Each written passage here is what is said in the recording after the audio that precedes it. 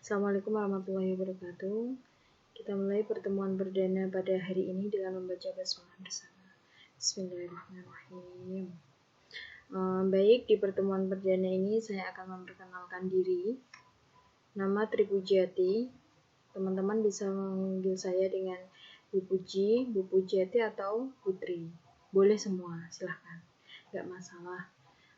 Saya lahir di Kudus 28 tahun lalu. Saya berasal dari Dawe Kudus, alumnus UIN Sunan Kalijaga, Yogyakarta.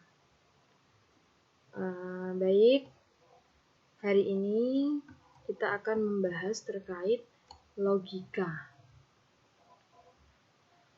Jadi di sini kita akan membahas pengantar dari logika itu sendiri. Ketika membincang logika, yang ada dalam pikiran kita, logika itu seperti apa ya? Logika itu yang logis. Logika itu masuk akal. Logika itu sesuatu yang benar, sesuatu yang lurus. Atau apa? Logika itu seperti apa? Nah, mengingat pentingnya berpikir logis, maka urgent untuk mengenal secara mendalam seluk-beluk logika sebagai sebuah ilmu pengetahuan. Jadi nanti teman-teman di sini akan dipaparkan oleh beberapa tokoh terkait pemikiran logika atau sesuatu yang logis. Tentunya banyak sekali tokoh yang membahas tentang logika. Jadi teori-teorinya itu banyak sekali. Saya merangkum beberapa. Salah satunya Mundiri 1994. Mendefinisikan logika berasal dari kata Yunani kuno, yaitu logos, yang berarti perkataan atau hasil pertimbangan akal pikiran, yang diutarakan lewat kata dan dinyatakan dalam bahasa. Jadi intisari dari apa yang dikatakan oleh Mundiri ini adalah pada akal pikiran. Logika adalah sebuah akal pikiran. Coppi dan Cohen 1990 mendefinisikan logika sebagai metode dan prinsip yang digunakan untuk membedakan alasan yang benar dan yang salah. Jadi logika ini dipakai untuk menemukan sebuah alasan. Untuk menemukan sebuah alasan antara yang benar dan yang salah. Kemudian Sukadio 2014 mengkonfirmasi bahwa logika adalah suatu metode atau teknik yang diciptakan untuk meneliti ketetapan menalar. Intinya terkait penalaran. Dan yang terbaru ini ya dari Nanang Martono dan Dalhar Sodik 2020 menegaskan bahwa logika sebagai ilmu dan keterampilan. Jadi kalau tadi tokoh-tokoh sebelumnya mengkonfirmasi bahwa logika itu pada tataran ilmu pengetahuan, menurut Nanang Martono dan Dalhar Sodik, ini logika tidak hanya sebatas pada pengetahuan semata, namun lebih ke ilmu dan keterampilan. Nah, maksudnya gimana? Ya, pertama, logika sebagai ilmu merupakan elemen dasar dari ilmu pengetahuan. Yang kedua, logika sebagai seni atau keterampilan, yakni seni atau asas-asas pemikiran yang benar, tepat, dan lurus. Ya, ini sama dengan kita berusaha mengatakan kalau logika merupakan sesuatu yang logis, sesuatu yang masuk akal, sesuatu yang mengandung kebenaran, sesuatu yang mengandung ketepatan, sesuatu yang lurus. Nah, dari beberapa pendapat tersebut dapat ditarik benang merah bahwa logika merupakan ilmu yang mempelajari penalaran. Penekanannya di sini pada penalaran. Penalaran merupakan suatu corak pemikiran yang khas yang dimiliki manusia untuk memecahkan suatu masalah. Jadi, kita sebagai manusia itu sangat bersinggungan erat dengan yang namanya logika, yang namanya penalaran, yang namanya berpikir logis. Apapun itu, kita mau mencahin masalah, kita harus pakai logika, harus pakai penalaran. Kita mau mengadu argumen. Argumen ini juga memerlukan sebuah penalaran. memerlukan sebuah kegiatan berpikir. Kita mau bertanya, kita kuliah seperti ini nanti muncul pertanyaan, pasti diawali dengan yang namanya berpikir. Kurang lebihnya seperti itu terkait pengertian logika. Kemudian kita masuk pada objek kajian logika.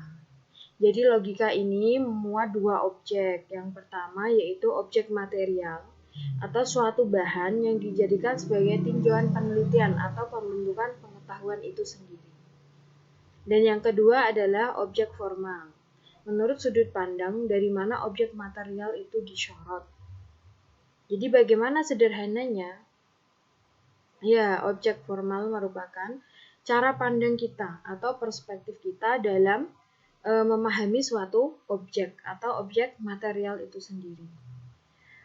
Jadi bisa disimpulkan, berpikir adalah objek material logika. Yang dimaksud berpikir di sini adalah kegiatan pikiran atau akal budi manusia.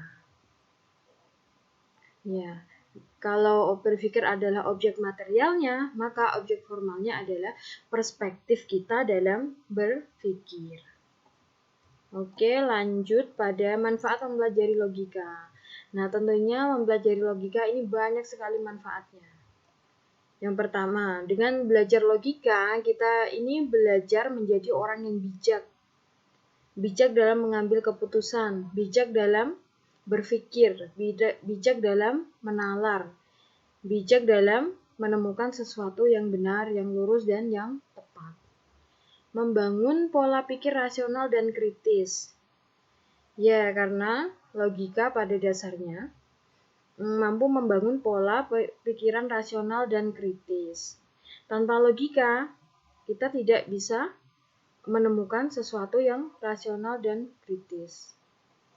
Seperti tadi ya yang sudah dipaparkan sebelumnya, karena logika sejatinya adalah penalaran. Yang ketiga, meningkatkan kemampuan berpikir secara tajam, mandiri, dan objektif.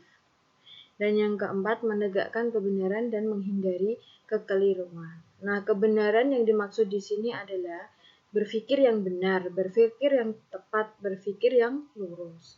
Tapi kebenaran di sini tidak menutup kemungkinan akan terjadi atau memuat unsur kesalahan. Kemudian next, sejarah perkembangan logika. Ini sejarahnya agak panjang, nanti bisa dipelajari lagi. Ya, logika muncul pada masa Yunani. Tokoh yang populer adalah Aristoteles. Karya-karya logis hasil pemikirannya disebut organon atau sarana untuk berpikir. Nah, logika ini nggak hanya berkembang di dunia barat, ternyata di dunia timur atau di dunia Islam ini juga berkembang juga ilmu logika, yaitu pada abad ke-14. Tokohnya yaitu Al-Farabi. Karena ia memahami bahasa Yunani tua, ia menghasilkan 4 karya di bidang logika, yaitu Mantikil Samaniyah, Muqaddamal Isaguji Allati Wada'a, kemudian Risalah fil Mantik. Ya, intinya yang berkaitan dengan mantik, karena sebenarnya logika kalau dalam bahasa Arab bisa kita artikan sebagai mantik. Seperti itu ya. Nah, kemudian pada abad ke-14, logika ditentang oleh buku yang dibuat oleh Ahmad Ibnu Siniyah yang membuat buku tentang ketangkasan pendukung keimanan, menangkis logika Yunani. Ya, jadi logika ini bisa dipatahkan oleh pemikiran yang berbau sufi, dan bahkan dikeluarkan hukum haram untuk mempelajari logika. Logika sendiri semakin redup di abad ke-14 dan mulai muncul lagi di abad ke-20 beberapa tulisan tentang logika karya Ibnu Khaldun, Al-Duwani, dan Al-Hadari. Nah, ini nanti teman-teman silakan nanti dibaca kembali terkait sejarah logika. Nah, dari sini harapannya materi pengantar dari saya dapat memberikan pencerahan terkait logika itu apa ya, pengertian logika, manfaat logika itu seperti apa. Semoga teman-teman bisa Nah, mohon maaf ternyata tadi ada ini ya, tercut atau terpotong. Nah, demikian materi dari saya di pertemuan perdana ini. Nanti terkait pertanyaan, jika teman-teman ada yang masih kesulitan dalam memahami logika, bisa ditanyakan di sesi selanjutnya. Demikian dari saya, semoga bermanfaat. Kita bertemu lagi di pertemuan selanjutnya atau minggu depan. Syukran ala ihtimamikum. Assalamualaikum warahmatullahi wabarakatuh. Syukran.